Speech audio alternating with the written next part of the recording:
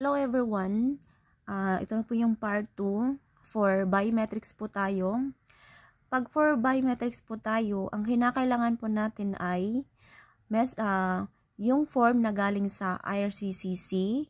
Kailangan meron po kayo nun at kailangan nyo po yun ipa-print at dadalhin nyo po yun pag biometric ka na. Tapos, before ka magpa-biometric, kailangan mo munang magpa-appointment. Pipili ka kung saang lugar ka magpa-appointment. Katulad ko, taga Mindanao ako, pero pinili ko sa Maynila. So, lumuwas ako ng Maynila noon. Nag-appointment ako is January kasi nag-message sa akin or sa asawa ko yung IRCC na for biometric na ako. Then, before ako nag-biometric, binasa ko muna yung form na galing sa IRCC kasi nandun yung mga kinakailangan mong gawin at ano yung dokumento na dadalhin mo. Tapos, nag-search din ako sa YouTube kung ano yung mga kinakailangan pa para sure na kompleto lahat ng mga dokumento ko. Pagpunta ko dun sa November yun, January, nagpa-biometric ako, dala ko yung form, tapos yung appointment letter na-appoint ko na. Tapos pagpunta ko dun ang sinakyan ko is MRT. Tapos bumaba ako sa Ayala. Tapos nag-taxi ako. Sabihin mo lang is FVX or sa Global Center. Alam na nila yon pag sabing FVX or Global Center.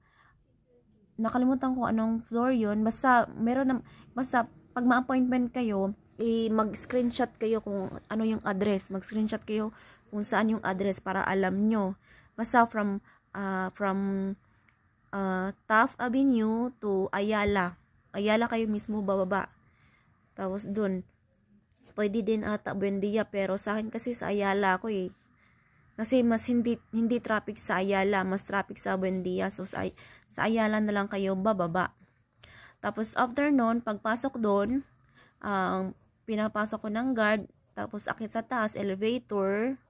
Tapos kung may kasama kayo, may iwan yung kasama nyo, kayo lang ang papasok sa loob. Bawal po tayong gumamit ng cellphone. Mas maganda kung bawal din ang meron silang locker na dapat iiwan mo yung gamit mo. So ang dadali mo lang yung form. Yung form lang po ang kinakailangan pagpapasok ka doon sa magpapa-biometric na. And the rest ilalagay na doon sa yung mga gamit mo like bag, ilalagay mo yun sa locker. I think magabayad ka pa ng locker eh. Ako kasi noon may kasama ako. Tapos noon yun na, pagpasok sa saglit lang din for interview, hindi umabot ng 1 oras. Tapos pagkatapos nun, nag-biometric ako, tapos konting interview lang, then okay na. And then paglabas, meron ka na yung parang resibo. Pero hindi ka pa magbabayad no, resibo lang siya. Pag magbayad ka ng biometrics, pagka passport request ka na. Yun ang susunod. Passport request. So, yung passport request, may aantayin ka na naman galing sa IRCC. Kailangan mo yung passport request mismo na galing sa IRCC bago ka bumalik doon sa Global Center for stamping visa. So, yun lang po. So, next video, sa next po ng part 3 na to is yung pag-medical at ano yung kinakailangan gawin at saan ang anong magandang clinic ang mas maganda kung magpa-medical ka at mura. Ayun lang po. See you in the next video. Thank you so much.